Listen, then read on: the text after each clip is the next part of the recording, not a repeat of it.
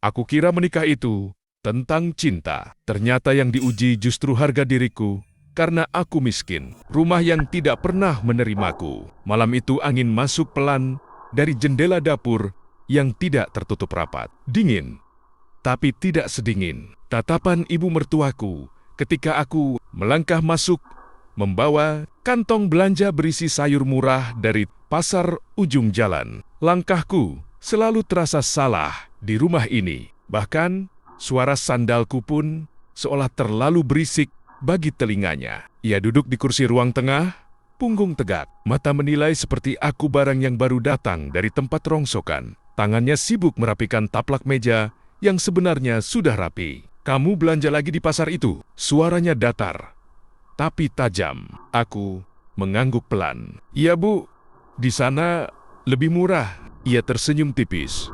Senyum yang tidak pernah sampai ke mata. Pantas saja. Kumba, pantas saja. Hanya 2 kata, tapi rasanya seperti tamparan. Aku berjalan ke dapur, menunduk, menahan napas yang terasa berat. Dari awal aku menikah dengan anaknya, aku tahu aku bukan menantu yang ia impikan. Aku tidak membawa mobil, tidak membawa emas, tidak membawa keluarga terpandang. Aku hanya membawa cinta dan niat hidup sederhana. Tapi di matanya, itu semua tidak ada harganya. Dari dapur, aku bisa mendengar ia berbicara dengan tetangga yang datang. Suaranya sengaja dikeraskan. Anak sekarang ya, nikah cuma modal nekat. Kasihan.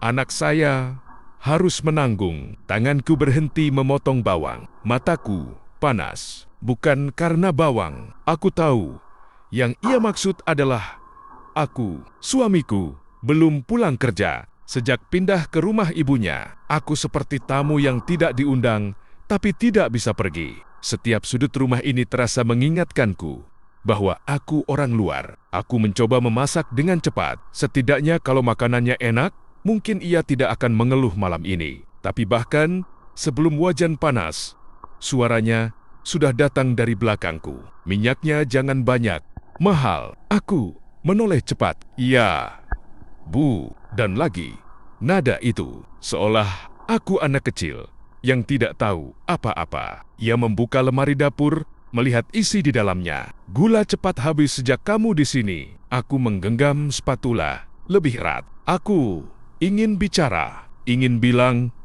aku juga hemat. Ingin bilang, aku juga menahan diri untuk tidak beli hal yang aku suka. Tapi lidahku keluh, karena di rumah ini aku selalu salah. Malam makin larut ketika suamiku pulang. Wajahnya lelah.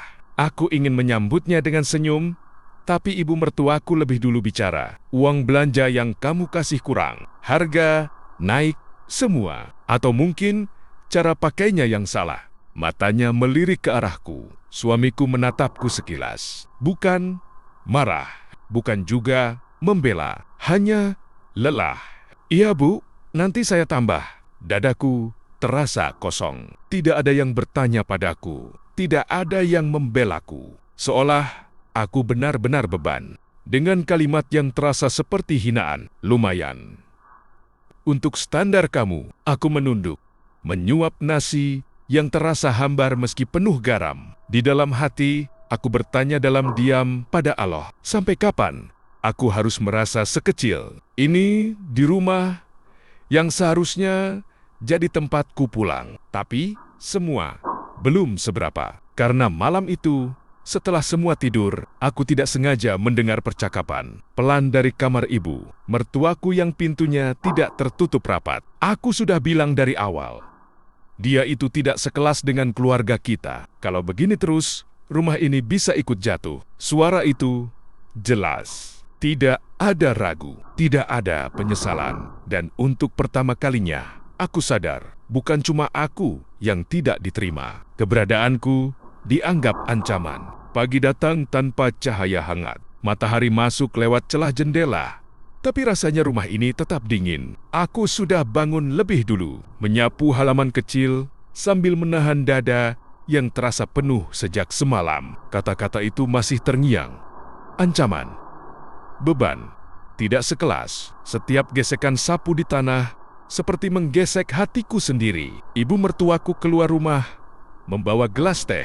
Ia melihatku sebentar, lalu menghela napas panjang, seolah hanya dengan melihatku saja sudah melelahkan. Kalau nyapu yang bersih, jangan setengah-setengah. Nanti orang kira rumah ini tidak keurus. Aku mengangguk. Iya, Bu, padahal aku sudah mengulang bagian itu 2 kali. Tak lama, saudara suamiku datang. Perempuan, berpakaian rapi, wangi, tasnya mahal. Ia memeluk ibu mertuaku hangat. Tawanya lepas. Aku berdiri canggung di sudut halaman. "Ini menantumu?" tanyanya pelan, tapi cukup jelas untuk ku dengar. Ibu mertuaku menjawab dengan nada yang dibuat biasa.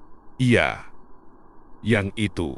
"Yang itu bukan namaku, bukan panggilanku, hanya sebutan seperti benda." Mereka masuk ke dalam, duduk di ruang tamu. Aku dipanggil hanya saat disuruh membuat minum. Saat aku menyajikan teh, pembicaraan mereka belum selesai. Zaman sekarang susah ya cari pasangan yang seimbang. Salah pilih. Keluarga yang ikut repot. Tanganku gemetar. Sendok kecil di cangkir berdenting pelan. "Aku sih dari awal sudah tidak setuju," jawab ibu mertuaku lirih tapi tajam. Tapi anakku keras kepala. Aku menunduk dalam, ingin menghilang. Siang itu aku mencuci baju di belakang rumah. Air dingin, sabun tipis. Tanganku kasar. Dari dalam rumah terdengar mereka tertawa. Bicarakan rencana liburan, keluarga besar. Namaku tidak pernah disebut. Aku sadar, di keluarga ini aku hanya bayangan yang kebetulan tinggal. Sore hari, suamiku pulang lebih cepat. Wajahnya tetap lelah, tapi kali ini ada sesuatu lain. Gelisah. "Mama tadi cerita. Katanya, pelan di kamar. Kamu pakai uang belanja buat kirim ke orang tuamu?" Aku menatapnya, kaget. "Tidak.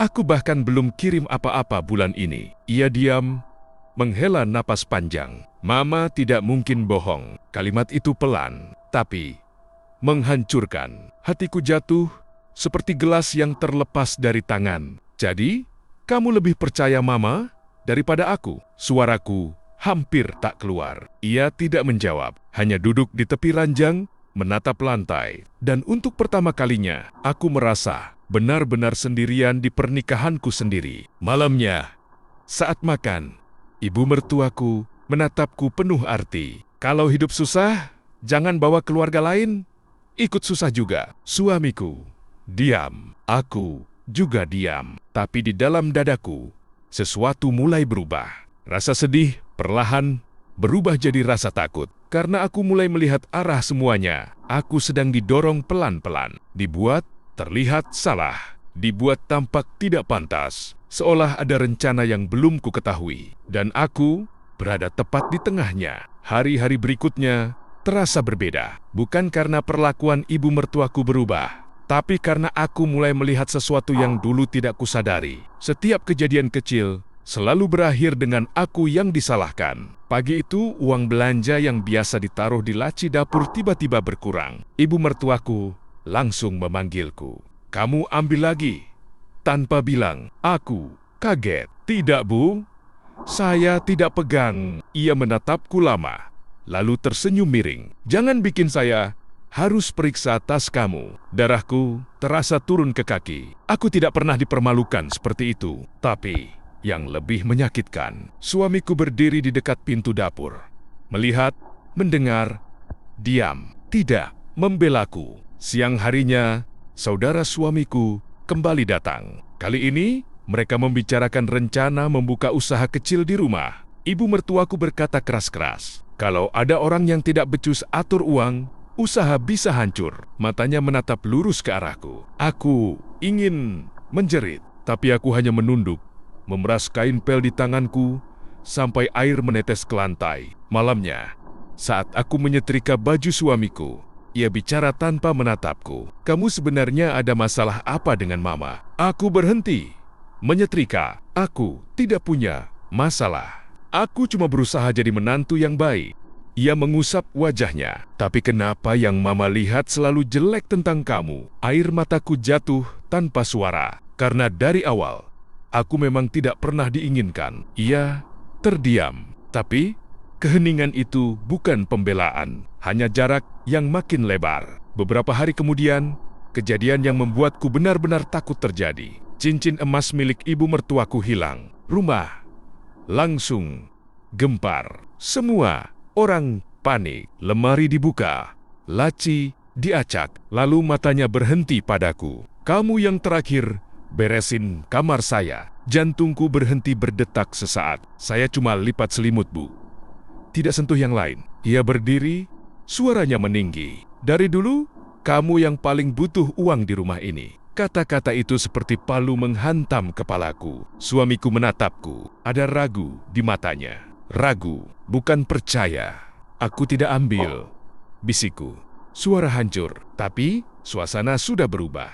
Aku bukan lagi menantu miskin. Aku mulai terlihat seperti pencuri. Dan saat semua orang memandangku dengan mata curiga, aku sadar sesuatu yang lebih mengerikan dari hinaan. Seseorang sedang menyusun jalan pelan-pelan, membuatku jatuh.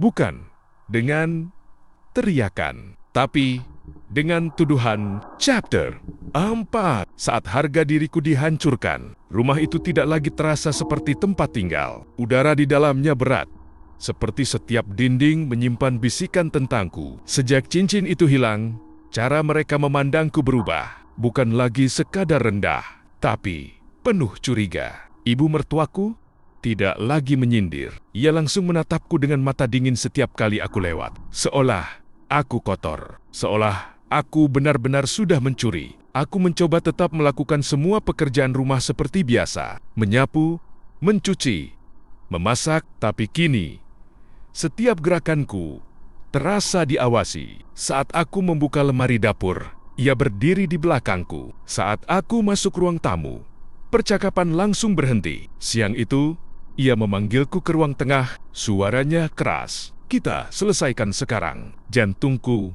berdegup cepat. Suamiku duduk di kursi.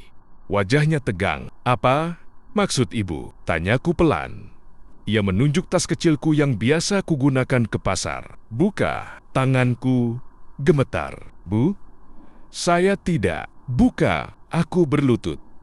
Membuka resleting tas. Isinya hanya dompet tipis, sapu tangan, dan daftar belanja yang sudah kusut. Ia menggeledahnya sendiri, sampai kelipatan paling kecil. Tidak ada cincin, tapi bukannya berhenti. Ia justru tertawa kecil. Pintar juga. Pintar juga. Sudah disembunyikan, entah di mana. Aku menoleh ke suamiku. Air mataku menggenang. Aku tidak ambil. Demi Allah.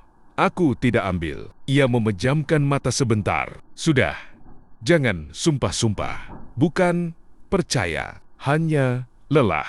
Itu lebih menyakitkan. Malamnya, aku duduk sendiri di dapur yang gelap. Lampu hanya satu.